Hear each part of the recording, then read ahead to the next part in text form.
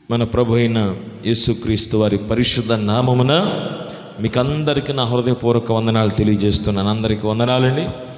దేవుడు మనందరినీ ఆశీర్వదించును గాక. మీ పక్కన ఉన్న వారికి కూడా చెప్పండి, ఏమని? ఒకరికొకరు వందనములు చెప్పుకొనుడి. ఉందా బైబిల్లో? హల్లెలూయా. కనుక అవకాశం ఇచ్చినప్పుడు చెప్పండి. ఆరాధన అయిపోయి వెళ్ళిపోయేటప్పుడు కూడా ప్రతి ఒక్కరము ఒకరినొకరం వందనములతో పలకరించుకొనుట సహవాసం దేవుడు మనకిచ్చినటువంటి అద్భుతమైన కృప. హల్లెలూయా. నాకు కూడా చెప్పాలంటుంది, కానీ ప్రార్థన చేసే లోపల మరి కొంతమంది ఉంటారు, పలాయనం చిత్తగించేస్తారు కదా, అందుకే కుదరదు.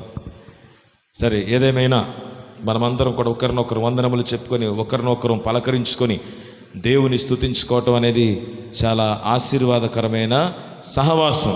హల్లెలూయా. ఈ ఉదయకాల సమయంలో దేవుని పాదాల చెంత చేరిన మనం పరిశుద్ధ లేఖన భాగాల్లో దేవుడు మన కొరకు తెలియపరిచిన సంగతులు, విషయాలను అర్థం చేసుకుని గ్రహించుకుని మనం ముందుకు వెళదాం. 149వ కీర్తనలో రాయబడిన కొన్ని మాటలు చదువుదామా?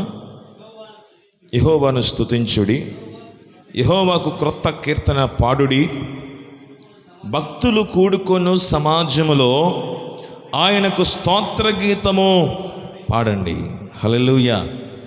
భక్తులు కూడుకొను సమాజములో ఆయనకు స్తోత్రాలు గీతముగా పాడాలి, గానము చేయాలి.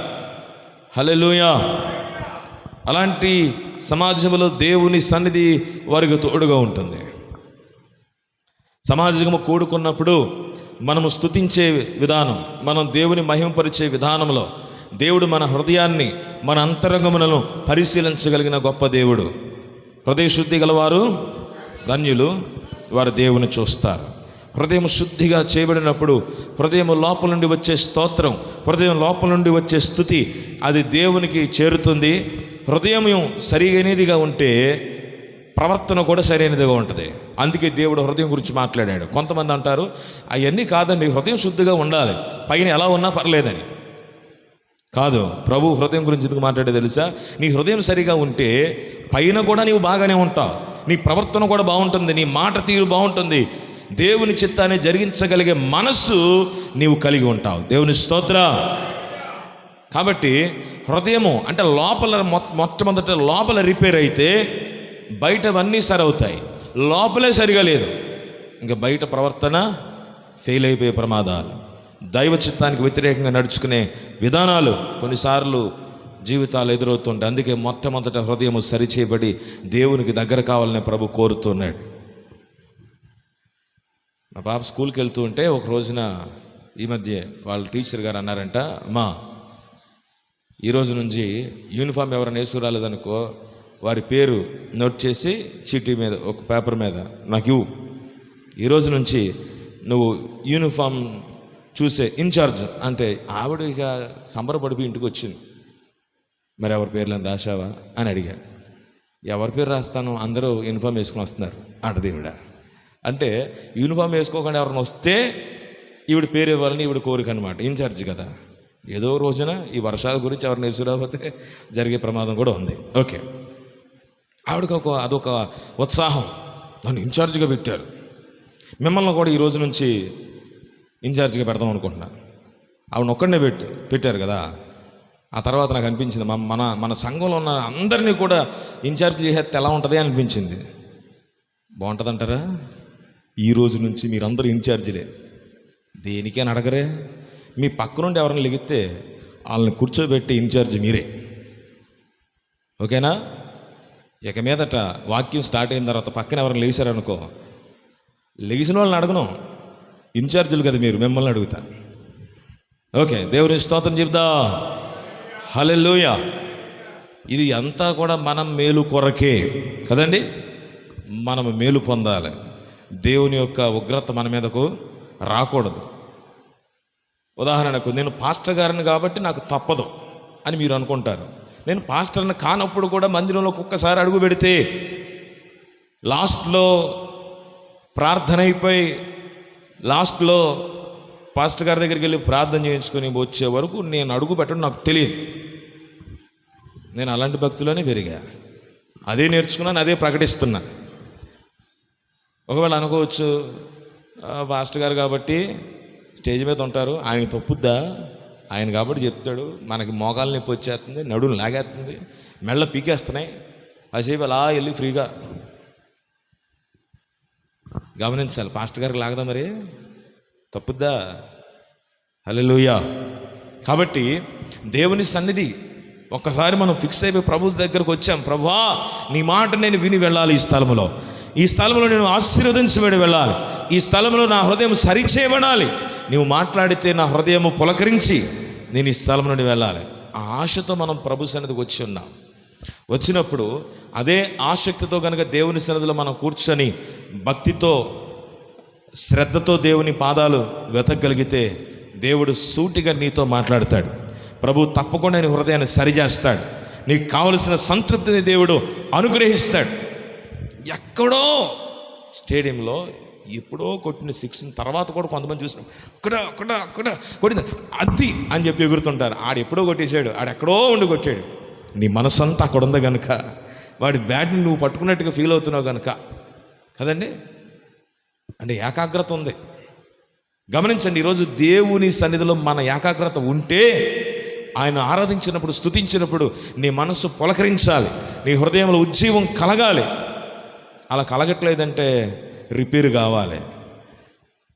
హల్లెలూయా చెప్పండి గట్టిగా, అవ్వాలా వద్దా? అందుకే మన దేవుని సన్నిధికి వచ్చేది. ప్రతి ఆదివారం, ప్రతి పునరుద్ధాన దినం ఈ హృదయాన్ని సరి చేసుకుని రిపేర్ చేసుకుని వెళ్ళడానికే ప్రభు సన్నిధికి వస్తున్నాం. ఆయన పాదముల చెంత అడుగు పెడుతున్నాం. అందుకే దేవుని మాటలు విని ఈ స్థలం నుండి మనం కదిలి వెళ్ళాలి.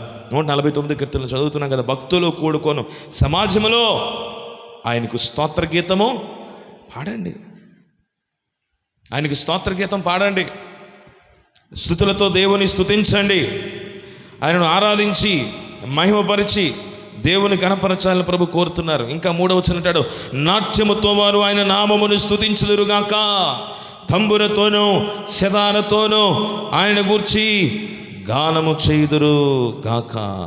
హల్లెలూయా. వారికి ఉన్న సంతోషాన్ని, వారి యొక్క ఆనందాన్ని ఇంకా ఎలాగంటే నాట్యముతో కూడా దేవుని సన్నిధిలో చూపిస్తారండి. నాట్యముతో ఆయన నామమును స్తుతించుదురు గాక. దేవుని స్తుతించే మనం ప్రభువుని మహింపరిచి దేవుని కనపరిచి ఆరాధించి, ఇంకా చూడండి పడకల మీద కూడా ఎలాంటి సందర్భం చెప్తున్నాడు, భక్తులు ఘనతనుంది ప్రహర్షించుదురు గాక, వారు సంతోషభరితులై తమ పడకల మీద ఉత్సాహగానము చేయుదురుగాక. అంటే పడక మీద ఉన్నప్పుడు కూడా, పడుకునే సమయంలో కూడా, నిద్రించే సమయంలో కూడా దేవునికి స్తోత్రమే కావాలి. ప్రారంభం స్తోత్రమే, ముగింపు కూడా స్తోత్రమే కావాలి. అది దేవుని బిడ్డలకు, అది ప్రభు నేర్పించిన క్రమం, దేవుడు నేర్పించిన ఈ విధానం మనం నేర్చుకోగలిగి దీన్ని మనం ప్రతిరోజు ప్రతి దినము మనం పాటించగలగాలి. నమ్మితే దేవుని స్తోత్రం చెప్దాం.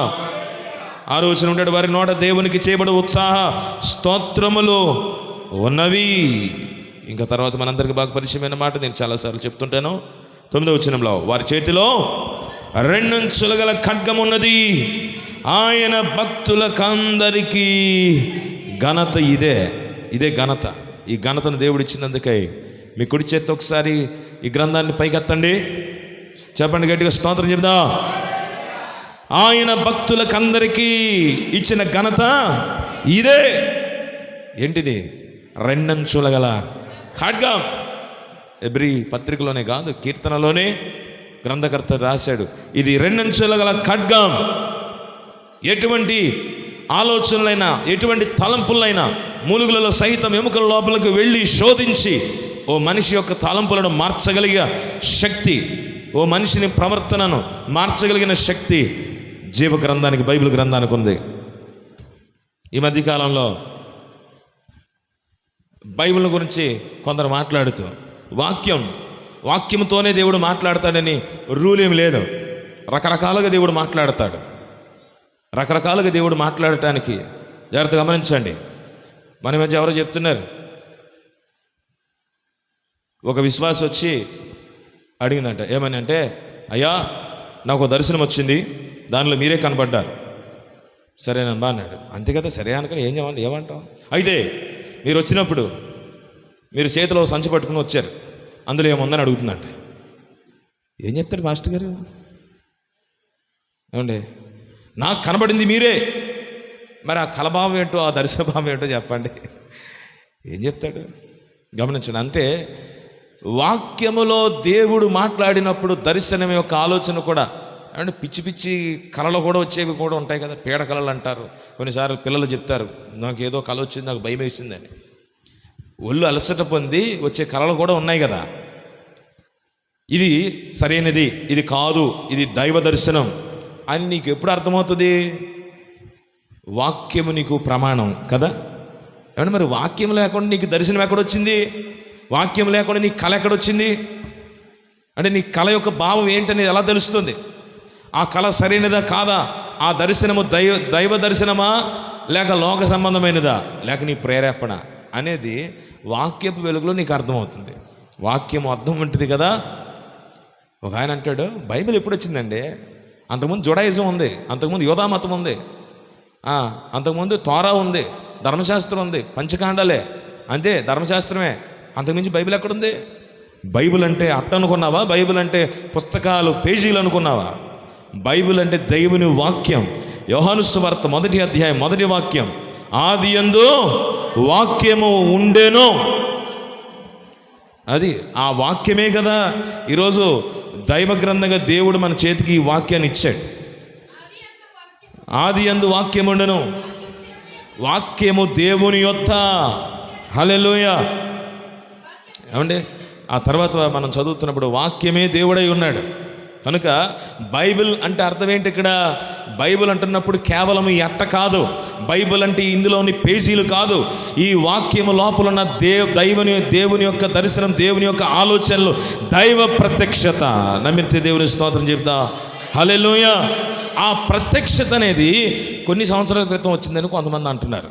అంటే కొన్ని సంవత్సరాల క్రితం రాశారు, కొన్ని సంవత్సరాల క్రితం బైబిల్ కింద వచ్చేసారు, ప్రింట్ వేశారు. ఇది అందుబాటులో ప్రతి ఒక్కరూ చదవటానికి పేజీ ప్రకారంగా, ఒక పుస్తక ప్రకారంగా సమకూర్చబడిందే కానీ దైవ వాక్యము, దైవ దర్శనము, దేవుని ప్రత్యక్షత అనేది, వాక్యం అనేది ఎప్పటి నుంచి ఉంది? ఏమంటే ఆది యందు వాక్యం ఉండెను అని మనం చదువుతున్నాం. చూడండి, ఇప్పుడు వాళ్ళు చెప్పిన మాట కూడా కరెక్టా కాదనేది వాక్యంలోనే మనకు అర్థమవుతుంది. అది తెలుసుకోగలిగి సత్యాన్ని జాగ్రత్తగా మనం గ్రహించగలగాలి. ఈనాడు అనేక కలిపి చెరిపే బోధలు వచ్చాయి, జాగ్రత్త. నిజమైన దేవుని మాట ఏంటో గుర్తెరిగి దాన్ని ఆ వాక్యాన్ని పట్టుకొని మనం ముందుకు వెళ్ళవలసి ఉన్నది. హల్లెలూయా. ఉదయకాల సమయంలో దేవుని యొక్క వాక్యం మన హృదయాలకు, మన జీవానికి, మన యొక్క బ్రతుకుకు కావలసిన నడవడికను నేర్పించే వాక్యమై ఉన్నది. అసలు బైబిల్ అనే మాట పెట్టడానికి అర్థమే, ఆ బైబిల్ అనే మాటను పెట్టడానికి అనేక మంది ఆలోచించి ఓ చక్కటి పేరుని ఏర్పాటు చేశారు. బైబిల్ అనే ఈ మాట బిబ్లాస్ అనే ఒక పదం నుండి వచ్చింది. దాని అర్థం ఏంటంటే ద బుక్ ఆఫ్ బుక్స్. అనేక పుస్తకాలు ఉన్నాయి దీనిలో. అయితే ఎన్ని పుస్తకాల కలయికగా ఒక పుస్తకంగా ఉన్నప్పటికీ ది బుక్ అనే మాట దీనికి ఇవ్వబడింది. ప్రపంచంలో కల్లా ఎన్ని పుస్తకాలు ఉన్నా ఆ పుస్తకములన్నిటికీ పుస్తకము దేవుని గ్రంథం, రాజగ్రంథం. హల్లెలూయా. కాబట్టి అంత గొప్ప దేవుని వాక్యం మనకి ఇవ్వబడింది. యెషయా గ్రంథం ఇప్పటికీ కూడా ఒరిజినల్ ప్రతులు ఇశ్రాయేల్ దేశంలో మ్యూజియంలో ఒక పేపాలో చుట్టబడి చక్కగా భద్రపరచబడి ఉన్నాయి. ఒకవేళ బాంబు పేలినా లేకపోతే ఏదైనా ప్రమాదం జరిగినా అక్కడి నుంచి రహస్య సొరంగంలోకి వెళ్ళిపోయేలాగా వారు చాలా గొప్ప ప్లాన్ చేశారు. ఎందుకో తెలుసా? యెషయా గ్రంథం ఒరిజినల్గా ప్రవక్త ద్వారా దేవుడు రాయించాడు ఆ మాటను కాపాడుకోవాలని. ఇప్పుడు దాన్ని మనం చూడగలమా? ఫ్లైట్ వేసుకుని టికెట్ పెట్టుకుని వెళ్ళాలి అక్కడ దాకా. జాగ్రత్త గమనించండి. కానీ ఇలా అందరికి అందుబాటులో ఉండటానికి దేవుడు తన వాక్యాన్ని ఓ పుస్తక రూపంలో అట్ట వేసి పేజీల ప్రకారంగా వచ్చింది. కాబట్టి బైబిల్ అంటే ఈ అట్ట పేజీలుగా ఎన్నడో కూడా మనం చూడటానికి వీల్లేదు. వాక్యంలోని దేవుని శక్తిని మనం చూడగలగాలి. హల్లెలూయా. వాక్యానికి, లేఖనములకు శక్తి ఉన్నదని ప్రభు చెప్తున్నాడు. వారు లేఖనములోని శక్తినైనా వారు ఎరుగక వారు పొరబడుచున్నారు. నేను యేసయ్య ఓ సందర్భంలో చెప్పినట్టుగా మన వాక్యంలో చూస్తున్నాం. కనుక there is a power in the scripture. వాక్యమునకు శక్తి ఉంది, కారణం వాక్యము దేవుడై ఉన్నాడు. ఆమేన్. వాక్యము దేవుడై ఉన్నాడు. ఆయన పలకలు పట్టుకొని వస్తూ ఉన్నాడు మోషే. తీసుకుని ఆజ్ఞలు తీసుకుని ప్రజలకు అందించడానికి వస్తూ ఉండగా తన హృదయం బదలైపోయింది. కారణము, ఈయన వచ్చే సమయంలో ఆలస్యమైతే వారు మరొక ప్రయత్నం చేసుకుంటూ మాకు దేవుడు మా ఎదురుగా కనబడాలి, మాకు ఒక విగ్రహం కనబడాలి అని చెప్పి ఎవరికి వారు బంగారాన్ని ఇచ్చేశారంట. పోత విగ్రహం చేసుకున్నారు, ఒక దూడను చేసుకుని నీవే మాకు దేవుడవు అని కొలుస్తూ ఆరాధన చేస్తున్నారు. తన హృదయం బద్దలైపోయి మోషే తన చేతిలో ఉన్న పలకలను పగలగొట్టి తిరిగి మరలా ప్రభు తీసుకుని వెళ్ళాడు, మరలా రాయించాడు. జాగ్రత్త గమనించండి, దేవుని వాక్యం శ్రేష్టమైనది. ఆయన వాక్యం మన జీవితంలో పనిచేయడానికి బలమైనది. అందుకే రెండంచెలు గల ఖడ్గాన్ని పట్టుకొని అనేక మందిని ప్రభు కొరకు మనం సంపాదిద్దాము. హల్లెలూయా. వాక్యాన్ని చేత పట్టుకుని దేవుని కొరకు మనము వెలుగుదాం, ప్రకాశిద్దాం, ఆయన కార్యాలను ఇతరులకు వివరిద్దాం. ఆయన సన్నిధిలో పరిశుద్ధ గ్రంథంలో రాయబడిన కొన్ని మాటలు మనం చదువుదాం. మన జీవితాల్లో ప్రతిదానికి ఒక సమయాన్ని దేవుడు ఏర్పాటు చేశాడు. ప్రతిదానికి ఒక సమయం ఉన్నది అని భక్తుడు మాట్లాడుతూ ఉన్నాడు కదా.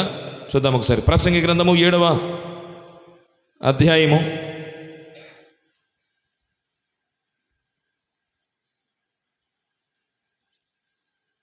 3వ అధ్యాయము 1వ వచనం చదవండి. ప్రసంగి గ్రంథం 3వ అధ్యాయం 1వ వచనం. ప్రతిదానికి సమయము కలదు, ఆకాశము క్రింద ప్రతి ప్రయత్నమునకు సమయం కలదు. పుట్టుటకు, చచ్చుటకు, నాటుటకు, నాటబడిందని పెరికివేయుటకు, చంపుటకు, కట్టుటకు, ఏడ్చుటకు, నవ్వుటకు, దుఃఖించుటకు, నాట్యమాడుటకు, రాళ్లను పారవేయుటకు, రాళ్లను కుప్పవేయుటకు, కౌగిలించుటకు, కౌగిలించిన మానుటకు, వెదకుటకు, పోగొట్టుకునుటకు, దాచుకొనుటకు, పారవేయుటకు, చింపుటకు, మౌనముగానుటకు, మాటలాడుటకు, ప్రేమించుటకు, ద్వేషించుటకు, యుద్ధము చేయుటకు, సమాధానపడుటకు. చాలండి. ఈ 3వ అధ్యాయంలో 1వ వచనం, ప్రతిదానికి సమయము కలదు. అందరు చెప్తారా? అందరు చెప్పండి ఒకసారి. ప్రతిదానికి సమయము కలదు. చాలా పెద్ద లిస్ట్ ఇక్కడ రాయబడింది. ఏడవడానికి ఒక సమయం ఉంది, మౌనముగా ఉండటానికి ఓ సమయం ఉంది, దుఃఖించుటకు ఒక సమయం ఉంది, అదే సమయంలో నవ్వడానికి ఓ సమయం ఉంది, నోరు తెరచి మాట్లాడటానికి కూడా ఓ సమయం ఉంది, మౌనంగా ఉండే సమయం ఉంది. రెండూ ఉన్నాయి. వాక్యము మనల్ని మౌనంగా ఉండండి అని చెప్పుద్దా? నోరు తెరిచి మాట్లాడండి, మీరు మౌనంగా ఉండొద్దు అని చెప్పుద్దా? రెండింటిలో ఏది చెప్పుద్ది మీరు చెప్పాలా? ఇప్పుడే చదివాను. రెండూ ఉన్నాయి. మౌనంగా ఉండవలసిన చోట నీవు మౌనముగా ఉండాలి. నోరు తెరిచి మాట్లాడవలసిన చోట నీవు నోరు తెరిచి నీ మౌనాన్ని ఛేదించి చేయవలసిన చోట కూడా నేను నోరు తెరవాలి. రెండూ పద్ధతులు ఉన్నాయి. యేసయ్య మౌనంగా ఉన్నాడు కొన్ని చోట్ల కదా, మరి కొన్ని చోట్ల తన నోరెత్తి అనేక మంది, వేల మంది ప్రజలకు స్వార్థను ప్రకటించాడు. అనేక మంది జీవితాలను బాగు చేయడానికి తన నోరు తెరచి వర్తమానాన్ని అందించాడు. మాటలు రావా? మౌనంగా ఎందుకున్నాడు? అది మౌనముగా ఉండవలసిన సమయం. మరొక చోట సువార్తను ప్రకటించవలసిన సమయంలో ఆయన నోరు తెరిచి ఉపమాన రీతిగా బోధించసాగాను. హల్లెలూయా. మరి మన పరిస్థితి ఏంటి? మనం కూడా అంతే కదా, యేసయ్య శిష్యులం కదా. యేసయ్యకు మనము శిష్యులమేనా? అయితే ఆయన వలనే మౌనంగా ఉండవలసిన సమయంలో మౌనంగా ఉంటాం, నోరు తెరవలసిన సమయంలో నోరు తెరుస్తాం. అది మనం అలవాటు చేసుకోవాలి. దేవుని స్తోత్ర. ఒక భార్య ఒక భర్త గొడవ పడటం ప్రారంభించారు. గొడవ పడటం ప్రారంభించినప్పుడు భర్త అరుస్తున్నాడు, భార్య అరుస్తుంది, భార్య అరుస్తుంది, భర్త అరుస్తున్నాడు. అక్కడ పరిస్థితి ఎలా ఉంటుందో ఒకసారి ఆలోచించండి. ఎలా ఉంటుంది? అప్పుడే వీధిలో నుండి వస్తారు కదా మీరు. వీధిలో అనుకోకుండా ఒక 10 కుక్కలు చేరాయి, 2-3 దెబ్బలాడుకుంటున్నాయి. సేమ్ అలాగే అనిపిస్తుందా? చెప్పండి, పర్లేదు. మీ గురించి కాదుగా నేను చెప్పేది, దేవుని స్తోత్రం. కాబట్టి ఇక్కడ ఎవరో ఒకరు మౌనమైతే అప్పుడు ఎలా ఉంటుంది? మొత్తం మారిపోద్ది, ఒక్క స్వరమే వినపడుద్ది. భర్త అరిస్తే భార్య మౌనం, భార్య అరిస్తే భర్త మౌనం. ఏదో ఒకటి బ్యాలెన్స్ అవ్వాలా. అవ్వకపోతే కుక్కల గోలే. ఎందుకంటే వాటికి ఇవేం తెలియదు కదా, అవి మొదలు పెడితే ఆపో. అలాంటి పరిస్థితి దేవుని బిడ్డలకు ఎన్నడూ కూడా ఉండటానికి వీళ్ళే. కనుక ఏదో ఒక పక్కన మౌనం పాటిస్తే బ్యాలెన్స్ అయిపోద్ది. అందుకే మౌనంగా ఉండే సమయం ఉంది, నోరు తెరిచి మాట్లాడే సమయం ఉంది. ఈ సమయాలు మనం గుర్తెరగలిగితే దేవుడు మనను ఆశీర్వదిస్తాడు, దీవిస్తాడు, అభిషేకాన్ని పంపిస్తాడు, ఆయన సహాయం మన కొరకు పంపిస్తాడు, మన ప్రార్థన దేవుడు వింటాడు. హల్లెలూయా. ప్రతి ఒక్కరూ ఇటువైపు చూసి వాక్యం వినాలి, ఎవరో కూడా తల వంచొద్దు. ఇటువైపు చూడండి. పరిశుద్ధ గ్రంథంలో ఒక వాక్యం చదువుదామా? సంఖ్యాకాండము 27వ అధ్యాయము 1వ వచనం చదువుదాం. ఇక్కడ 5 సహోదరులు కనబడతారు మనకి. అప్పుడు యోసేపు కుమారుడైన మనష్షే వంశస్థులలో సెలోపెహాదు కుమార్తెలు వచ్చారు. సెలోపెహాదు హెసెరు కుమారుడును, గిలాదు మనుమడును, మాకీరు ముని మనుమడునై ఉండెను. అతని కుమార్తెలు పేళ్ళు మహలా, నోయా, హోగ్లా, మిల్కా, తెర్సా. ఎంతమంది అండి?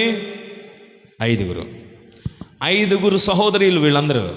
ఈ 5 సహోదరులకు వచ్చిన కష్టం ఏంటంటే అన్నయ్య కానీ తమ్ముడు కానీ ఎవరు లేరు, 5 కుమార్తెలే. సెలోపెహాదు కాలం చేశాడు, మరణించాడు. ఈ 5 కుమార్తెలు వచ్చిన కష్టం ఏంటంటే తండ్రి వలన వచ్చిన ఆస్తి ఉంది, కానీ ఆ దినాల్లో తండ్రి ఆస్తి ఎవరికి చెప్పండి? ఎవరికి? కుమారులకే. అది అప్పుడు కూడా ఉంది, కొడుకులకి తప్ప కూతురికి ఎటువంటి హక్కు లేదు. అయితే సెలోపెహాదు యొక్క సహోదరులు ఉన్నారు కనుక ఇప్పుడు సెలోపెహాదుకి ఎవరు లేరు, కుమారులు లేరు కనుక అతని ఆస్తి ఏదైనా ఉంటే తన సహోదరులకు చేరిపోతుంది. వాళ్లకు కుమారులు ఉంటారుగా, వాళ్ళు తీసేసుకుంటారు. ఈ సమస్య వీళ్ళకి వచ్చింది. ఎందుకంటే తండ్రిని పోగొట్టుకున్నారు, అతని పేరు మాసిపోవటం ఎలా రాయబడింది ఆ తర్వాత. కాబట్టి మనం ఏదో ఒక ప్రయత్నం చేద్దాం. ఆ ప్రయత్నంలో వారు దైవజనుడైన మోషే దగ్గరికి వెళ్ళారు. మోషే దగ్గరికి వెళ్ళి మాట్లాడటాన్ని మనం చూస్తున్నాం. ఏమనంటే 27 వచనం చదవండి. 2వ వచనం ఒకసారి చదవండి. 2 చూడండి. వారు ప్రత్యక్షపు గుడారము ద్వారము దగ్గర ఉన్న మోషే ఎదుట, యాజకుడిని ఎలియాజరు ఎదుటను, ప్రధానుల ఎదుటను, సర్వ సమాజం ఎదుటను నిలచి చెప్పినదేమనగా. ఓకే, చాలండి. అంటే మోషే దగ్గరికి వెళ్ళారు, సర్వ సమాజం ఉండగా, యాజకుడు ఉండగా, ప్రధానులు ఉండగా అక్కడికి పోయారు. ఎవరో? ఈ 5 సహోదరులు.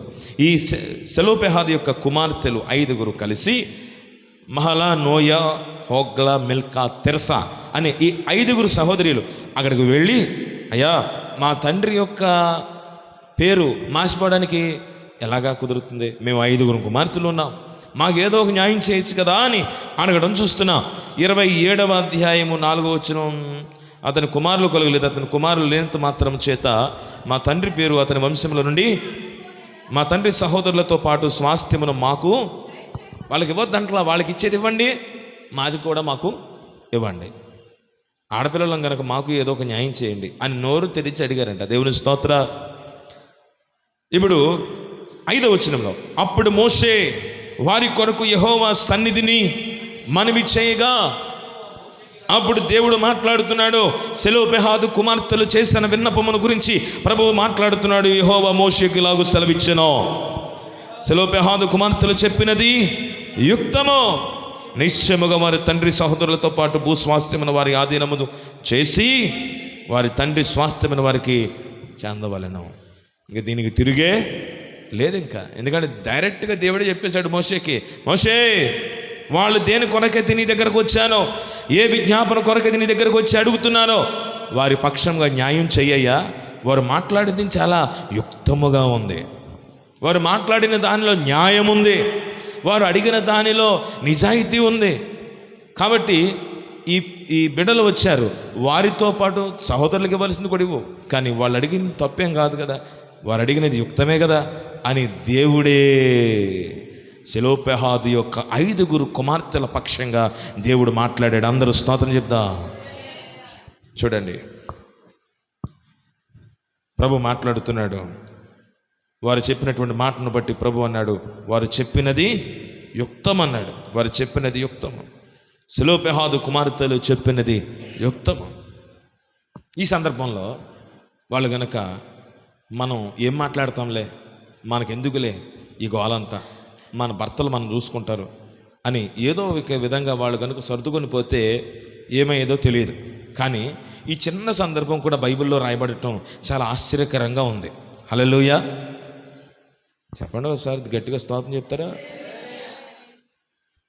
నేను ఇంక తక్కువ చెప్తాను. అది కూడా ఏంటంటే కొంచెం మిమ్మల్ని మేలుకొల్పడానికి. కొందరు చెప్తారు ఏమని, వాళ్ళు ఎవరో పడిపోయారు, దేవుని స్తోత్రం అంటారు. పడిపోయినప్పుడు స్తోత్రం కాదులే కానీ హల్లెలూయా అనేది కొన్నిసార్లు మనకి సిగ్నల్ అయిపోయింది. ఏమని? లేపడం. ఓకే, ఇక్కడ ఈ 5 కుమార్తెలు దేవుని సన్నిధికి వచ్చారు. ఎక్కడికి వచ్చారు? ప్రత్యక్షపు గుడారము దగ్గర ఉన్న మోషే దైవజనుడి దగ్గరికి వచ్చాడు. యాజకుని దగ్గర వారు నిలబడ్డారు, మొరపెట్టి అడుగుతున్నారు, మనవి చేస్తున్నారు. రాయబడింది కదా, దయచేయం మనిరి అంటే ప్లీజింగ్గా అడిగారు, రిక్వెస్ట్గా అడిగారు కదండి. ఇది రెండో సందర్భం. ఎలాంటిదంటే దానియేలు సహోదరుల దగ్గర కూడా వాళ్ళు కూడా ఓ చోట ఏమని అడిగారు, రిక్వెస్ట్ చేసినట్టు కనబడుతుంది కదా. నిజంగా క్రైస్తవులమైన బిడ్డలమైన మనం, దేవుని బిడ్డలమైన మనం ఇలాంటి రిక్వెస్ట్లు కనుక చేసుకోగలిగితే కొన్ని చోట్ల పని అయిపోద్ది. ఆమేన్. నోరు తెరిచారు కానీ వచ్చి కేకల వేడిలా నోరు తెరిచి అడుగుతున్నారు కానీ మనవి చేసుకుంటున్నారు. దైవజనుడిని మోషే దగ్గరకు వచ్చి మోషేకి చెప్తున్నారు, అయ్యా నీవు దైవజనుడు కనుక మీకు మా కష్టమేంటో తెలియపరుస్తున్నామని 5 సహోదరులు వచ్చారు. నోరు తెరచి మౌనముగా ఉండక మాట్లాడుతున్నారు. ఇలాంటి కొన్ని సందర్భాలు బైబిల్లో కనబడుతున్నాయి, మౌనముగా ఉండని సందర్భాలు. కొన్ని చోట్ల ప్రభు అన్నాడు, మోషేతోనే చెప్పాడు, ఎందుకయ్యా వెనక పక్కన నీ ప్రజలు అంతగా గొడవ చేస్తున్నారు, tell them to be silent, వారు మౌనంగా ఉండమను, వారు ఊరకనే ఉండమను. Be calm and know that I'm God, నేను యెహోవా అయిన దేవుడిని తెలుసుకున్నట్లుగా, నేడే మీరు రక్షణ చూసినట్లుగా ఓరక నిలిచి చూడండి. ఎందుకంటే అప్పుడు పని చేసేది మీరు కాదు. ప్రభు అంటున్నాడు, అప్పుడు పని చేసేది నేనే, మీ పక్షంగా పోరాడేది నేనే, మీ పక్షంగా యుద్ధం చేసేది నేనే. అప్పుడు మౌనంగా ఉండండి. మాట్లాడుతున్నాను, నా వాక్యం నీకు ఇస్తున్నాను, అప్పుడు నువ్వు మౌనంగా ఉండాలి. ప్రభు చెప్తున్నాడు. జాగ్రత్తగా గమనించండి. కీర్తనకారుడు కొన్ని చోట్ల అంటాడు, అయ్యా నా ప్రార్థన ఆలకించు, నీ సన్నిధిలో నేను మౌనంగా నీ మాట వింటున్నాను. యోబు గ్రంథంలో ఓ మాట ఉంది, 33వ అధ్యాయం 33వ వచనం. యోబు గ్రంథం 33 చదవండి. యోబు గ్రంథం 33 మాట ఏమీ లేని ఎడల నీవు నా మాట ఆలకింపుము, మౌనముగా ఉండము. చాలండి. దేవుడు మనతో మాట్లాడుతున్నప్పుడు ఎలా ఉండాలి? మౌనంగా ఉండండి. ఆయన జ్ఞానము మనకు బోధిస్తాడు, ఆయన ఆలోచన మనకు తెలియపరుస్తాడు. మౌనముగా ఉండి యేసయ్య మాట మనం వినగలగాలి. అదే సమయంలో నీవు నోరు తెరిచి స్తుతులు చెప్పే చోట స్తోత్రం చెప్పాలి. ఆయన మహిమపరిచే దగ్గర మహిమపరచాలి, ఆయన గణపరిచే దగ్గర ఆయన గణపరచాలి, ఆయన వార్తను ఇతరులకు చాటి చెప్పే దగ్గర చాటి చెప్పాలి. వారి ఇతరుల గురించి ఆయన సన్నిధిలో ప్రార్థించే సమయంలో నోరు తెరిచి ప్రార్థన చేయాలి. మీ పక్కన ఉన్న వారు అందరూ వాక్యం ఉన్నారు, ఒకసారి చూడండి. పర్లేదు, మీ పక్కన ఉన్న వారిని ఒకసారి చూడండి. పర్లా, మీరు ఇన్ఛార్జీలకు పెట్టినప్పుడు మరి పాటించాలా. ఏమన్నా అన్నారనుకో, ఇన్ఛార్జి నేను అనండి, ఏం పర్లేదు. దేవుని స్తోత్ర. మాస్టర్ గారు నన్ను ఇన్ఛార్జిగా పెట్టారని చెప్పండి. ఓకేనా? ఓకే. ఇక్కడ వాక్యంలో మనం గమనిస్తూ ఉన్నప్పుడు మౌనముగా ఉండి దేవుడు మనతో మాట్లాడుతున్నప్పుడు మనం మౌనంగా ఉండటమే ఉత్తమం. సమూయేలు అని ప్రభు పిలుస్తూ ఉన్నాడు. మనోడికి తెలియదు, చిన్నపిల్లాడు. ఏలీ చెప్తున్నాడు, ఈసారి చిత్తగించము నా ఏలినవాడా, నేను వింటాను, నీ దాసుడు నేను సిద్ధంగా ఉన్నాను. I'm ready to listen. యేసయ్యా, నువ్వు మాట్లాడితే నేను వింటాను, నీ మాట నాకు కావాలి, నా హృదయంలో వేదన తొలగాలి, నా బాధలు తొలగించబడాలి, నేను వెళ్ళే మార్గం నాకు తెలియబడాలి. నువ్వు మాట్లాడు, నేను వింటా, నేను మౌనంగా ఉంటాను, నేను ఏం చెప్పను, నేను ఏ ప్రార్థన చేయను ప్రభు, నేను దేని గురించి అడగనయ్యా, నీ మాట నాకు వినిపించు. ఈ మనసు కూడా మనం కలిగి ఉండాలి. అదే సమయంలో ఈరోజు ప్రాముఖ్యంగా నువ్వు మౌనంగా ఉండక నోరు తెరవాలి కొన్నిసార్లు. అదే నేను చెప్తున్నాను ఈరోజు అంశం మీద అనమాట. చాలా మార్లు మౌనంగా ఉండి దేవుని సన్నిధిలో ఆయన చేసే కార్యాల కొరకు కనిపెట్టుకోవాలనే ప్రసంగాలు నేను కూడా చేశాను, మీరు కూడా వినే ఉన్నారు చాలాసార్లు. కానీ ఈరోజు నువ్వు మౌనంగా ఉండద్దు. తెరువు నోరు, స్తోత్రం చెప్పు, స్తుతులు చెప్పు, ఆయనకు వందనాలు చెప్పు. తెరువు నోరు, సువార్త చెప్పు, ఇతరులకు ఆయన గురించి ప్రకటించు. నీ నోరు తెరువు, ఇతరుల గురించి దేవుని సన్నిధిలో మొరపెట్టు, ప్రార్థన చేయి వారి పక్షంగా. నీ మౌనంగా ఉంటే కొన్నిసార్లు ప్రమాదాలు జరిగే పరిస్థితులు కూడా లేకపోలేదు. మౌనంగా ఉంటే కొన్నిసార్లు చాలా ఇబ్బందికరమైన పరిస్థితులు కూడా తలెత్తే సందర్భాలు ఉన్నాయి. ఎస్తేరు గ్రంథంలో చూస్తాం కదా, చూడండి 4వ అధ్యాయం 14వ వచనం చదవండి ఒకసారి. ఎస్తేరు గ్రంథము 4వ అధ్యాయము 14వ వచనంలో రాయబడిన మాట చదువుదామా? చూడండి, ఎస్తేరు గ్రంథం 4:14. నీవు ఈ సమయమందు ఏమీయూ మాట్లాడక మౌనముగానున్న ఎడలా యూదులకు సహాయమును విడుదలయు మరి ఒక దిక్కు నుండి వచ్చును కానీ నీవును నీ తండ్రి ఇంటి వారును నశించదురు. నీవు ఈ సమయమును బట్టి రాజ్యమునకు వచ్చేదివేమో ఆలోచించుకో. ఇదిగో, నువ్వు మౌనంగా ఉంటే ఎవరికి ప్రమాదమో తెలుసా? నీకే ప్రమాదం. నీవు మౌనంగా ఉంటే ఇతరులకు ప్రమాదం అని అనుకోవద్దు. ఎందుకంటే వారికి సహాయము విడుదల మరి ఒక దిక్కు నుండి వచ్చును. నువ్వు కాకపోతే ఇంకొకరిని దేవుడు ఏర్పాటు చేసుకుంటాడు. నీవు నోరు తెరవకపోతే మరొక వ్యక్తి నోరు తెరిచేలా దేవుడు చేస్తాడు. నీవు నోరు తెరిచి ప్రార్థించకపోతే, నీవు నోరు తెరిచి బ్రతిమలాడకపోతే, నీవు నోరు తెరిచి దేవుని పక్షంగా నిలబడకపోతే మరో వ్యక్తిని దేవుడు లేపుకుంటాడు. విడుదల మాత్రం ఆగదు. దేవుడు చేసే సహాయం ఎన్నటికీ ఆగదు. కానీ ఆ ధన్యతను నీవు పోగొట్టుకుంటావు. ఎస్తేరుని గురించి మనం చదువుకునే వాళ్ళమా? ఆమె మౌనంగా ఉంటే ఎంత గొప్ప చరిత్రను మనం కోల్పోయేవాళ్ళం. కానీ ఆమె మౌనంగా ఉండలేదు. ఆమెను గురించి చెప్పబడుతుంది, నీవు మౌనంగా ఉండే సమయం కాదు ఇది. It is not a time to be silent, it is a time to pray, it is a time to open your mouth. నీ స్వరము తెరిచే సమయం, నీవు ప్రార్థన చేసే సమయం, నీ గొంతు ఎత్తి దేవుని సన్నిధిలో స్తోత్రములు చెప్పే సమయం ఇది. నీ జీవితంలో దేని కొరకు సమయమో నీవు నోరు తెరడానికి. అందుకే దేవుడు ఈరోజు నీతో ఈ మాటలు మాట్లాడుతున్నారు.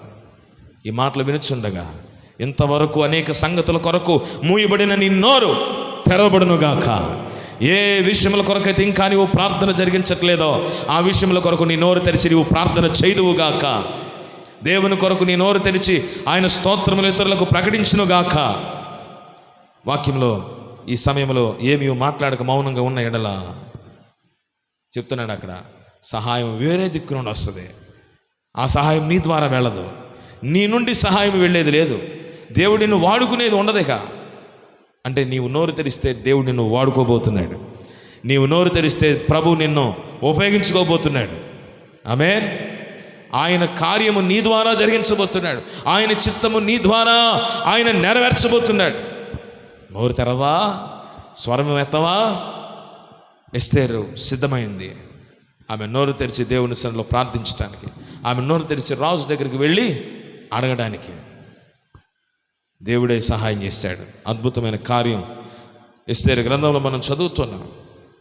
అద్భుతమైనటువంటి కృప దేవుడు అనుగ్రహించాడు. జాగ్రత్త గమనించండి. కొన్నిసార్లు నోరు తెరవకపోతే ఎంత భయంకరమైన పరిస్థితో చూడండి. యోబు గ్రంథం 31:34 రాయబడిన మాట చదువుదాం. యోబు గ్రంథం 31:34 చదవండి.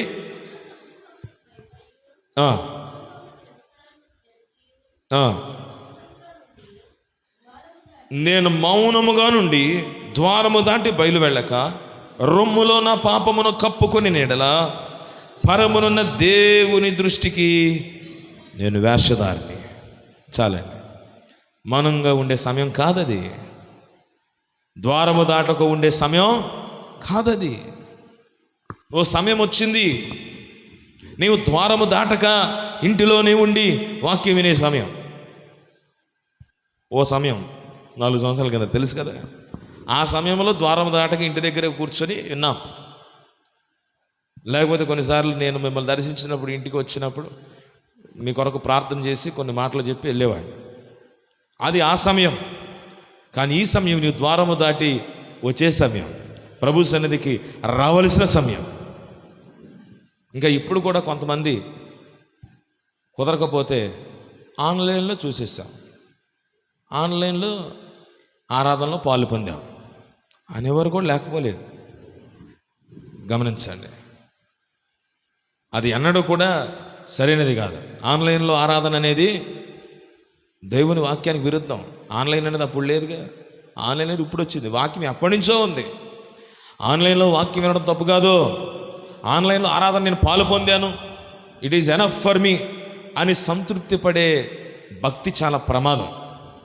వీలైనంతవరకు దేవుని సన్నిధికి పరుగులు ఎత్తాల్సిందే, ప్రభు దగ్గరికి వెళ్ళవలసిందే, ఆయన మందిరంలో అడుగు పెట్టాల్సిందే. మందిరం అని పిలువబడేది ఏ చోటైనా కావచ్చు, చిన్నదైనా పెద్దదైనా, ఆయన సన్నిధిలో అడుగు పెట్టి మోకరించి ప్రార్థన చేసి మన కన్నీటితో ఆయన పాదాలు కడిగి ఆ స్థలం నుండి వెళితే అది సరైన భక్తి జీవితం అవుతుంది. హల్లెలూయా. ఆయన సన్నిధికి వెళ్ళాలి. ఎందుకంటే ద్వారము దాటకు ఉంటే, మౌనంగా ఉంటే, రొమ్మున పాపమును దాచుకొని ఉంటే, అయ్యా నీ దృష్టికి నేను వేషధారణ అవుతాను, నీ దృష్టికి నేను వేషధారణ అయిపోతాను. కనుక ఇలాంటి వేషధారి భక్తి నాకొద్దు. అందరూ సరే స్తోత్రం చెప్దామా? హల్లెలూయా.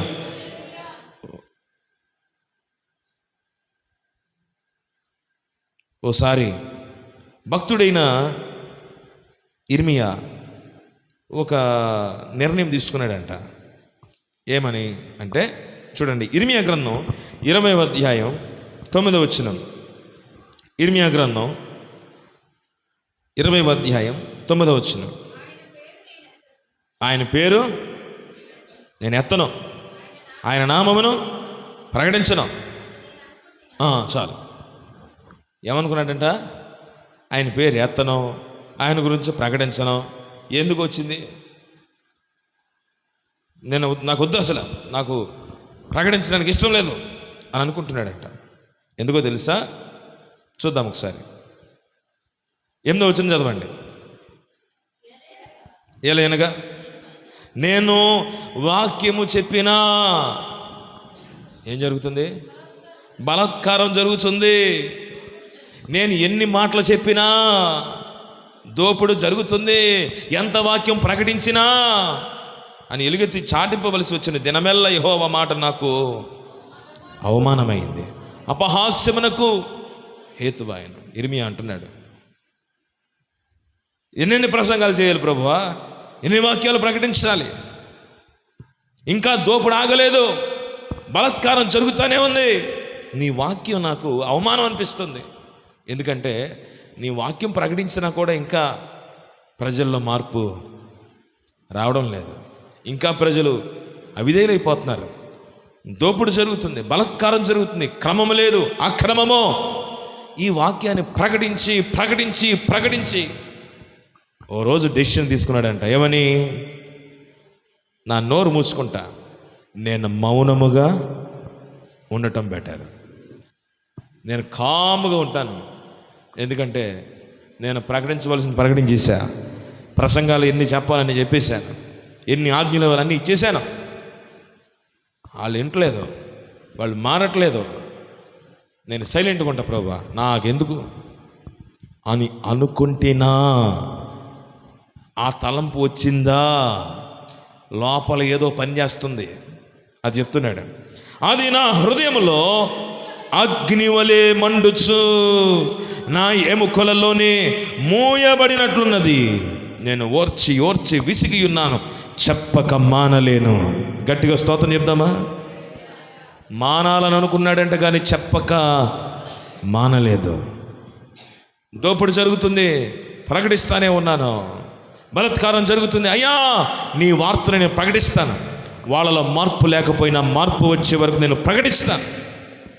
వారిలో మార్పు జరగకపోయినా ఇంకా నీ మాటలు నేను ప్రకటిస్తానే ఉంటాను. కారణం ఏంటో తెలుసా? ఈ ఎముకలలో నీవు పెట్టిన ఆ భారం, ఈ హృదయంలో నీ ఉంచిన ఈ వాక్యం యొక్క సందేశం ఓ మంట వలె లోపల మండుతుంది. అది నేను సైలెంట్గా ఉండేలాగా చేయట్లేదు, నా నోరు తెరిచి ప్రకటించేలా చేస్తుంది. దేవుని స్తోత్ర. ప్రజల యొక్క రూపాంతరపు అనుభవం కొరకు, ప్రజల్లో నూతనమైన మార్పు కలిగేలా ఈ వాక్యం నన్ను ప్రేరేపిస్తుంది. ప్రభువా, నన్ను చెప్పమని అంటుంది కానీ మానమని ఈ లోపల ఉన్న భారము, ఈ దర్శనము నన్ను ఆపట్లేదు. అది నా హృదయంలో అగ్ని వలె మండుతుంది. ఇంకేమంటున్నాడు? ఎముకలలోనే మూయపడిపోతే ఎంత మంట ఉంటుందో, ఆ మంటను బట్టి నేను ఆపలేకపోతున్నాను. ప్రభువా, నేను ప్రకటిస్తానే ఉన్నాను. సందర్భం ఏంటి? ప్రకటించాల్సినంత సమయం అక్కడ కనబడట్లేదు. జాగ్రత్త గమనించండి. ఆయనకేనా అలా అనిపించేది? సేవకులు కనిపించదా? పాస్టర్ గారు కనపడదా? అనిపించదండి. అనేకమైనటువంటి మాటలు చెప్పి, ప్రసంగాలు చెప్పి, వాక్యాలు చెప్పి అలవాటు ప్రకారం చెప్పుకుంటూ పోతాడులే ఆయనకు వచ్చు కదా అని అనుకునేరు. కొన్నిసార్లు చెప్పిన తర్వాత ఏమనిపిస్తుందో తెలుసా? ఒక్కొక్క చోట ఈయన అన్నట్టుగానే ఉంటుంది. ఎందుకంటే ఆయన సేవకుడే కదా, సేవకుని యొక్క ఆలోచనలు ఆయనకి కలిగాయి. ఎందుకు ప్రభువా, ఎందుకు? అనవసరం. చెప్పినందువల్ల ఏమన్నా ప్రయోజనం ఉంటే చెప్పచ్చు. గద్దించుట వలన ఏదైనా ప్రయోజనం చేకూరితే చెప్పచ్చు. ఎందుకు నాకు ఈ గోల? సైలెంట్గా ఉంటాను ప్రభువా అనిపించిన సందర్భాలు. జాగ్రత్త. మరికొన్ని చోట్ల వాక్యం ప్రకటించిన తర్వాత అసలు ఇంత వాక్యం అవసరం లేదేమో, 2 మాటలు పైపైన చెప్పేసి వెళ్ళిపోయి ఉంటే బాగుండేదేమో. నాకు కూడా అనిపించిన సందర్భాలు ఉన్నాయి. ఎందుకంటే ఇర్మియా భక్తుడు చెప్పినట్టు, ఎందుకంటే వాక్యమునకు ఏం కలగాలని సేవకుడు ఎదురు చూస్తాడు? ఏమండి? ప్రతిఫలం కావాలా? దేవుని స్తోత్రం. వాక్యం చెప్పిన తర్వాత అక్కడ ఏదో ఒకటి జరగాలి.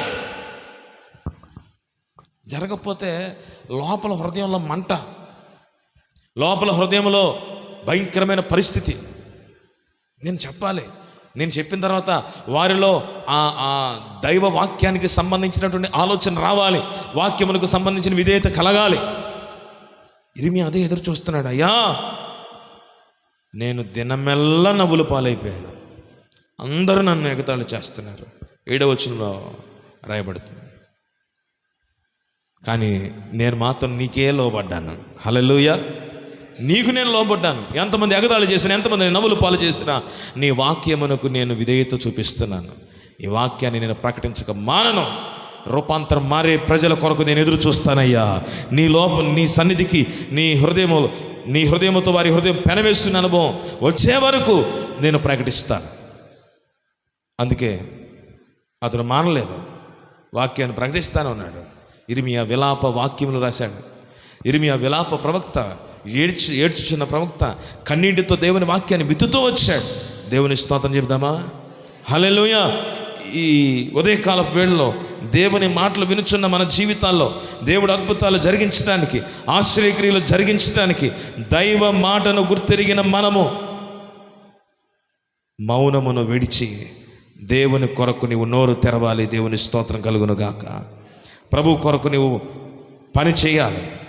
ఆయన కార్యములు జరిగించినట్లుగా దేవుని సన్నిధిలో హృదయాలను, మనసులను మార్చగలిగిన దేవుడు. ప్రభు కొరకు మనం పరుగులెట్టే మనస్సు మనకు కలిగి ఉండాలి. దేవుని సన్నిధిలో మౌనంగా ఉంటే సమయం కాదండి. ప్రభు సన్నిధానంలో మనమందరం కలిసి ప్రభు కొరకు ప్రయాణం చేయాలి. ఓ సందర్భంలో పరిశుద్ధ గ్రంథంలో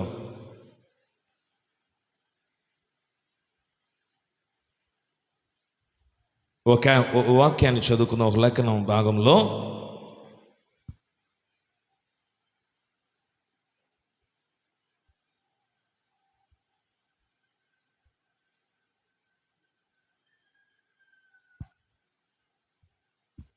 చూడండి.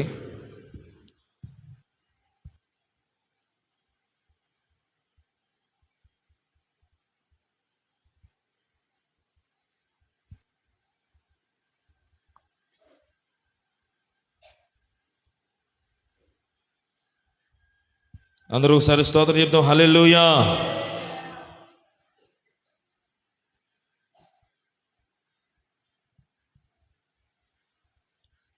పరిశుద్ధ గ్రంథంలో నుంచి రాజులు రెండో గ్రంథం చూద్దాం. రెండవ రాజుల గ్రంథంలో 6వ అధ్యాయము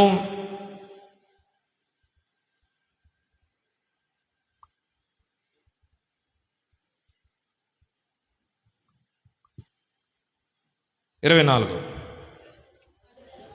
అటు తర్వాత సిరియా రాజు అయిన బెన్హదదు తన సైన్యమంతటిని సమకూర్చుకొని వచ్చి షోమ్రోనునకు ముట్టడి వేశాను. అప్పుడు షోమ్రోనులో గొప్ప క్షామము కలిగి ఉండగా గాడిద యొక్క తల 80 రూపాయలకును అరపావు రెట్ట 5 రూపాయలకును అమ్మబడెను.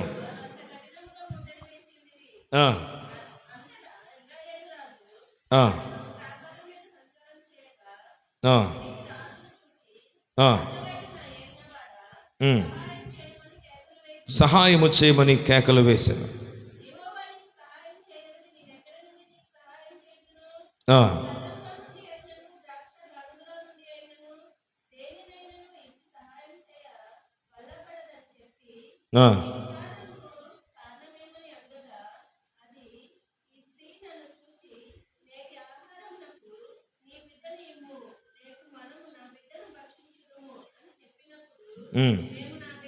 చాలండి, సరే. అంత భయంకరమైన పరిస్థితి అక్కడ గమనిస్తున్నాం. చూడండి, ఇవన్నీ రాయబడడానికి గల కారణం ఏంటంటే భయంకరమైన క్షామము, కరువు, తెగులు అక్కడ ఉంది. వాళ్ళు తినడానికి లేదు, త్రాగడానికి లేదు, మనుషులు బయటికి రావడానికి, లోపలికి వెళ్ళడానికి లేకుండా కట్టడి చేశారు అని రాయబడింది. అక్కడ కఠినముగా ముట్టడి వేసి ఉండిరి అనే మాట మనం చదువుతున్నాం. కఠినముగా ముట్టడి వేశారు. భయంకరమైన పరిస్థితి ఆ పట్టణం అంతటికి కూడా వచ్చింది. ఆ భయంకరమైన పరిస్థితుల మధ్యలో చచ్చిపోవాలనే ఆలోచనలు కూడా కొంతమందికి వచ్చాయి. ఎందుకంటే కుష్ఠరోగులు 7వ అధ్యాయం 3వ వచనం చూడండి. అప్పుడు పట్టణపు గుమ్మమునొద్ద 4 కుష్ఠరోగులు ఉండగా వారు ఒకరినొకరు చూచి, మనము చచ్చిపో వరకు ఇచ్చట ఎందుకు కూర్చొనివరను? పట్టణములోనికి పోవదాం అనుకుంటేమా పట్టణమందు క్షామం. మనం చచ్చిపోతామేక, ఏది తినకపోతే చచ్చిపోతాం. కానీ కొంతమంది చచ్చిపోయే పరిస్థితి కూడా వచ్చేసిందంట. గాడిద తల ఎంత అంటే 80 రూపాయలు అంట. పావు రూపాయలు. ఇవి తినేవా అంటే తినగలిగేవి ఏవి ఇక అక్కడ లేవో. తినలేని భయంకరమైన పరిస్థితులు వచ్చేసాయి. తినలేనివి కూడా తినాల్సి వస్తుందంట. బేడల్లో వండుకుంటున్నారు, పంచుకుంటారు. అంత భయంకరమైన క్షామము, కరువు ఆ ప్రాంతం అంతా ఉంది. శత్రువుల చేతిలో చచ్చిపోవడం కంటే ఇలాగే ఏదో ఒకటి తిని బ్రతకడం మేలు అనుకున్నారు. కుష్ఠరోగులు ఎక్కడుంటారు? ఊరి బయట కదా. ఈ 4 కుష్ఠరోగుల్లో ఒకరినొకరు మాట్లాడుకుంటున్నారు. ఇక్కడేముంటే చచ్చిపోతాం కాబట్టి లోపలికి వెళ్ళినా చచ్చిపోతాం. ఎందుకు? లోపలికి వెళ్తే వాళ్ళు కూడా చంపేస్తారు. ఇక్కడేమన్నా చచ్చిపోతాం. చచ్చిపోయినా ఎలాగో చచ్చిపోతాం. కనుక ఏం చేద్దాం? అసలు బయటికి వెళ్ళి చూద్దాం, ఏం జరుగుతుందో చూద్దాం అని వాళ్ళు అనుకున్నారు. పట్టణంలోనికి పోదాం అనుకుంటే పట్టణం ముందు క్షామం ఉన్నది, అచ్చడా చచ్చిపోతాం. ఇచ్చడ ఊరకు కూర్చుని ఇచ్చడనో చచ్చిపోతాం. మౌనంగా ఉండే సమయమో కాదు ఇది. పదండి, సిరియన్ల దండు పేటలోనికి పోదాం రండి, వారు మనల్ని బ్రతకనిచ్చిన బ్రతుకుదాం, మనల్ని చంపినా చేస్తాం. 3 ఆప్షన్లో కూడా చావడమే. ఇలా ఎదుట 3 ఆప్షన్లు ఉన్నాయి. ఎక్కడ ఉన్నా చచ్చిపోవటమే, ఊళ్ళోకి వెళ్ళినా చచ్చిపోవటమే, శత్రువుల దగ్గరికి వెళ్ళినా చచ్చిపోవటమే. 3 ఆప్షన్లు. ఏదో ఒక ఆప్షన్ ఎంచుకోండి అంటే ఎవరేం చెప్తారు? ఏదైనా ఒకటే అని చెప్పి వీళ్ళు ఏమనుకున్నారంటే ఈ 2 కామన్. ఇక్కడ ఉండిపోవటం అనేది కామన్, ఊళ్ళోకి వెళ్ళడం కామన్ అంటే సహజంగా వెళితే చంపేస్తారు. ఆహారం కూడా లేదు కనుక అలా కూడా చచ్చిపోతాం. శత్రువుల దగ్గరికి వెళ్దాం, చూద్దాం. ఒకవేళ బ్రతకనిస్తే బ్రతుకుదాం, చంపేసి చచ్చిపోదాం. ఎందుకంటే మనకు ఆప్షన్ అన్నీ చచ్చిపోవటమే కదా, బ్రతికే ఆప్షన్ ఎక్కడ లేదో.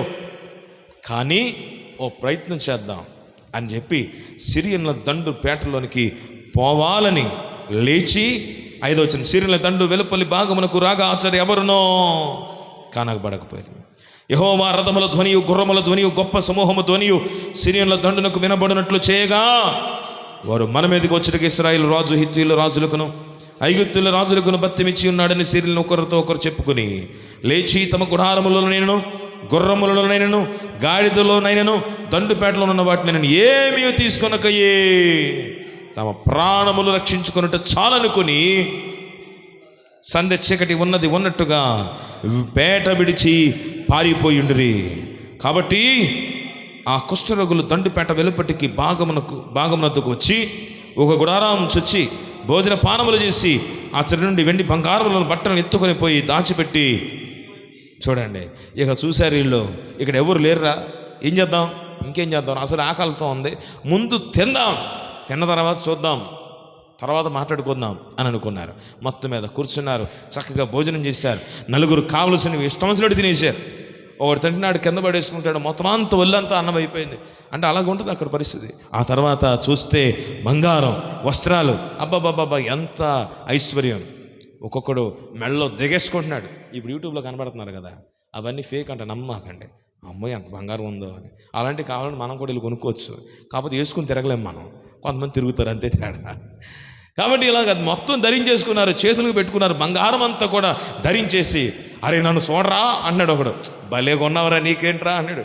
లేకపోతే సెల్ ఫోన్ లేవు కదా, ఇన్స్టాగ్రామ్లో ఒకటి ఫేస్బుక్లో ఒకటి పెట్టేవాడు, కానీ లేవు. వీళ్ళు వెళ్ళి చెప్తేనే కానీ అక్కడ అర్థం కాదు. కాబట్టి వీళ్ళ సంతోషం, వీళ్ళ ఆనందం అంతా అయిపోయింది. కాసేపు అనుకున్నారు, అరే మళ్ళీ మనం చచ్చిపోతాం, ఎందుకన్నా మంచిది, ఇవన్నీ తీసుకెళ్ళి అక్కడ దాచుకుందాం, పదరా నువ్వు చెప్పి మొత్తం మీద ఒక చోట దాచుకున్నారు. రాయబడింది కదా, చదవండి అక్కడి నుంచి 9వ వచనం. అది ఇలాగ దాచి పెట్టడం అనేది మంచి పని కాదు. తిరిగి వచ్చి మరి ఒక గుడారముతో చర్చ నుండి సొమ్ము ఎత్తుకొని పోయి, ఒక్కొక్క గుడారం ఖాళీ చేస్తున్నారు వీళ్ళు. ఒక గుడారం ఖాళీ చేశారు, అయిపోయింది. అక్కడ కావలసిన డబ్బు అంతా, సంపద అంతా దొరికింది, తిండి తిన్నారు, అయిపోయింది.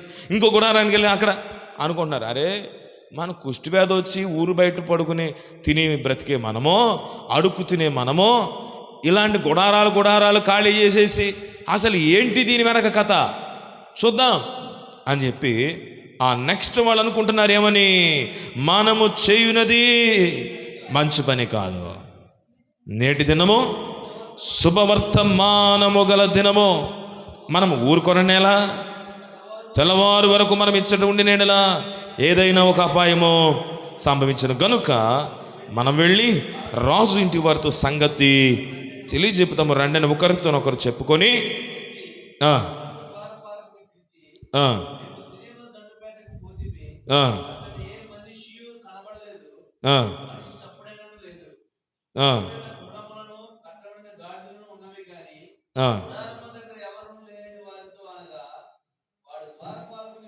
చాలండి. ఇప్పుడు వీరెళ్ళి రాజుకు తెలియపరచడానికి సిద్ధమయ్యారు. గమనించండి, శత్రువులందరూ కూడా విడిచి పారిపోయారు. మనం చదివాం, చక్కగా రాయబడింది కనుక మనకు అర్థమైపోయింది. మరి ఊరిలో ఉన్న ప్రజలకు తెలుసా, రాజుగారికి తెలుసా, షోమ్రోను పట్టణంలో ఉన్నవారికి తెలుసా? ఎవరికి తెలియదు. వాళ్ళు ఇంకా గాడిదే వండుకుంటున్నారు, ఇంకా పావుర బ్రెట్నే ఫ్రై చేసుకుంటున్నారు. వాళ్ళ బాధలు వాళ్ళు పడుతున్నారు. ఎందుకంటే ఇక్కడ విడుదల వచ్చింది, ఇంకా తెలియలే. శుభవార్త చెప్పేవాడు లేడు, అందుకే ఇంకా గాడి తలే వండుకుంటున్నారు, ఇంకా పావుర బ్రెట్టే, ఇంకా కరువులోనే బ్రతుకుతున్నారు. కారణము వారికి శుభవర్తమానము తీసుకువెళ్ళే సేవకుడు లేడు. అందుకే వీళ్ళకి ఆ పరిస్థితి తెలుసు కదా. ఆల్రెడీ ఆ పట్టణంలో ఎలాంటి పరిస్థితి ఉందో వీరు ఎరిగి ఉన్నారు. వీళ్ళ కడుపులు నింపుకున్నారు, దోచుకున్నారు, 2 గుడారాలు ఖాళీ చేశారు, దాచారు. వీళ్ళకి పట్టణం గుర్తొస్తూ ఉంది. మనం మౌనంగా ఉండే సమయం కాదు ఇది. మనం ఖచ్చితంగా ఈ స్థలం నుండి వెళ్ళి వారికి వార్తను ప్రకటించాలి. మౌనంగా ఉంటారా? ఇతరులకు శుభవార్త చెప్తారా? చెప్పండి, ఎంతమంది మౌనంగా ఉంటారు, ఎంతమంది శుభవార్త చెప్తారు? కొంతమంది ఒకవేళ మనమే కాసేపు అనుకుందాం, మనమే కనుక ఆ పరిస్థితిలో ఉంటే 2 గుడారాలు దోసుకున్నాం, ఇంకో గుడారం దోసుకున్నాం, అవసరమైతే ఇంకో గుడారం దోసుకుందాం, ఇంకో గుడారం అన్ని గుడారాలు దోసుకుని మనమే పెద్ద గుడారం వేసుకుందాం. ఎవడు ఎలాగపోతే మనకెందుకు? మనకు దొరికింది మనం లైన్ చేసుకోవాలి అంతే. వాళ్ళు అలా చేయాల. మనము చేయున్నది మంచి పని కాదు. మనం మౌనంగా ఉండటం మంచి పని కాదు. మనం భారం లేకుండా ఉండటం మంచి పని కాదు. నేటి దినము శుభవర్తమానము గల దినము. అందరు చెప్పండి మాట. నేటి దినము శుభవర్తమానము గల దినము. Hallelujah. Today is the day of good news. ఈరోజు శుభవార్తను ప్రకటించే దినం ఇది. నీ నోరు తెరిచి మాట్లాడవలసిన సమయం, మౌనంగా ఉండే సమయం కాదు ఇది. It is not the day that you have to be silent.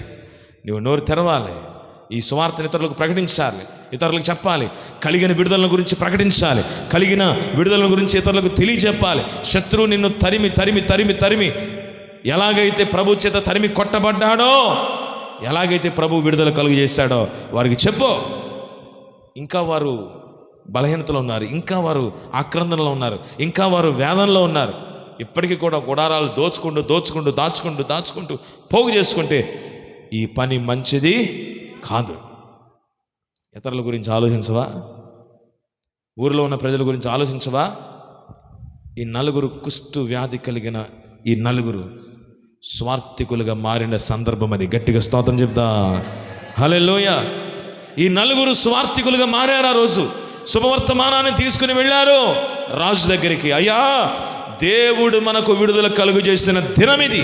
మనను ప్రభు విడిపించాడు. శత్రువు పారిపోయాడో, శత్రువు విడిచిపెట్టాడో, తరిమి కొట్టిన శత్రువు, ప్రాణాలు తీయడానికి వచ్చిన శత్రువు ప్రభు తరిమితే వాడు పారిపోయాడు.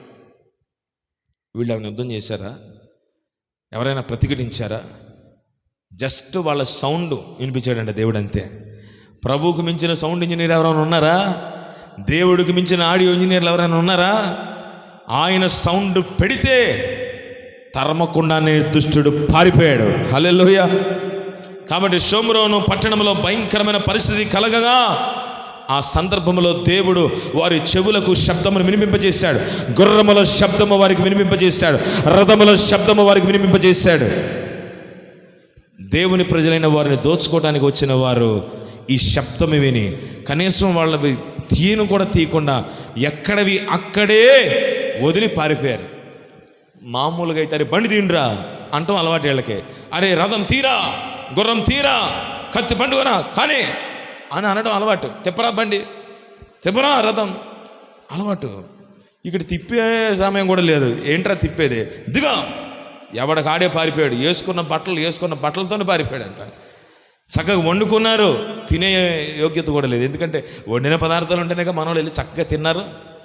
వండుకునిరి అని కూడా లేదు, ఇక్కడ వండుకోవడం కూడా లేదు. వండి పెట్టాడు దేవుడు వారి కోసం. దేవుని స్తోత్ర. వండుకునే ఓపిక లేదో, ఇంకా వారు వండుకొని వార్చుకునే ఓపిక వారికి లేదు కనుక దేవుడు శత్రువుల చేతనే వండించి చక్కని బిర్యానీలు చేపించి అన్ని సిద్ధపరిచి వారికి సౌండ్ వినిపించాడు. ఉన్న వాళ్ళు ఉన్నట్టుగా పారిపోయారు అంతే. దేవుని స్తోత్ర. ఆ మధ్య ఎక్కడ ప్యాకాట్ ఆడుతున్నారంట. వాళ్ళకు కూడా పోలీసు వచ్చాడని కానీ, ఎంతకుముందు బుల్లెట్లు తక్కువ ఉండే తుక్ అని ఒక్క బుల్లెట్ వచ్చినప్పుడు కూడా పారిపోయాడంట. అంటే పోలీసు వాడే బుల్లెట్ వేసుకుని వస్తాడు, పోలీసు ఆయన బుల్లెట్ వేసుకొస్తాడని ఒక తలంపు. ఇప్పుడు సందుకొక బుల్లెట్, తాపీ పని చేసే ఆయన కూడా బుల్లెట్టే, కూలికి వెళ్ళేవాడు కూడా బుల్లెట్టే కదండి. ఇప్పుడు పెద్దగా భయం లేదు. కానీ మొన్న ఏదో రేషన్ వ్యాన్ వచ్చిందంటే కొత్తలో తెలియలే, రేషన్ వ్యాన్ అనుకోలే, పోలీసు వ్యాన్ వచ్చిందేమో అని చెప్పి ప్యాకాటలో ఎక్కడెక్కడ వదిలేసాడు పారిపోయాడు కదండి. శత్రువును తరిమి కొట్టే దేవుడు నీ దేవుడు. హల్లెలూయా. నీకు కావలసినవన్నీ వాళ్ళ చేత సిద్ధపరుస్తాడు కదండి. అందుకే దోపుడు సొమ్ము దొరికింది. వీళ్ళు దోచుకుందామని వచ్చారు, వాళ్ళే దోచుకోబడ్డారు. తరిమి కొడదామని వచ్చారు, తరిమి కొట్టబడ్డారు. నా దేవుడు గొప్పవాడు. కానీ ఆ కార్యాన్ని నీవు మౌనముగా ఉండక ఇతరులకు ప్రకటించాలి. దగ్గరగా స్తోత్రం చెప్దా. ఇది శుభవర్తమానము గల దినము. ఈ శుభవార్తను ఇతరులకు ప్రకటించవా? కలిగిన విడుదల గురించి నోరు తెరిచి చెప్పవా? మౌనంగా ఉంటే అలాగా నోరు తెరవు.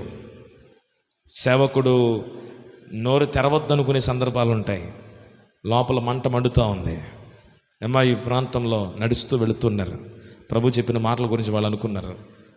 ఆయన నోరు తెరిచి ప్రకటించాడు కనుకనే వాళ్ళలో మంట పుట్టింది. హల్లెలూయా. ఈ మధ్యాహ్నపు వేళ దేవుని వాక్యాన్ని గుర్తు చేసుకుంటూ, ఇదిగో ప్రభు యొక్క బలం నీ కొరకు సిద్ధపరచబడింది. ఆయన యొక్క రక్తము, ఆయన యొక్క శరీరము నీ కొరకు నలగొట్టబడింది. రక్తధారలు దేవుడు ప్రభుకు మన కొరకు కార్చాడు.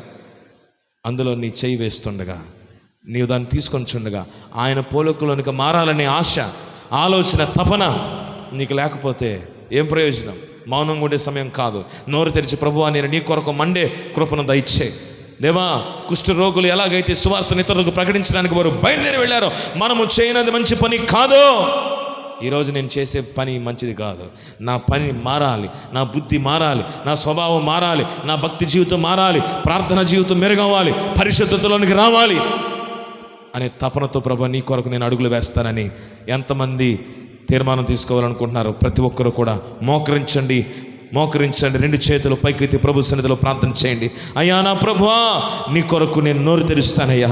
నీ సన్నిధిలో స్తుతించే వ్యక్తిగా నేను నోరు తెరుస్తానయ్యా. నీ కొరకు నా ప్రార్థన, నా సన్నిధి దేవా, నా యొక్క మనస్సును, హృదయాన్ని చేతికి అప్పగించి ప్రార్థిస్తున్నారు. నాకు సహాయం చేయవా.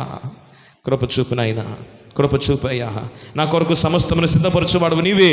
నా కొరకు సమస్తమును అనుగ్రహించు దేవుడవు నీవేనయ్యా. స్తోత్రాలు తండ్రి, మీకు వందనాలని ప్రార్థన చేద్దామండి. ప్రార్థన చేద్దాం. అందరూ కూడా స్వరాలు ఎత్తండి, స్వరాలు ఎత్తండి. మౌనంగా ఉండే సమయం కాదు. ఇప్పుడే కదా మనం విన్నాం. నీవు నోరు తెరిచి ప్రార్థించే సమయం, నీవు నోరు తెరిచి తీర్మానాలు తీసుకునే సమయం, నీవు నోరు తెరిచి నిర్ణయాలు తీసుకునే సమయం. మౌనంగా ఉండే సమయం కాదు. శుభవర్తమానం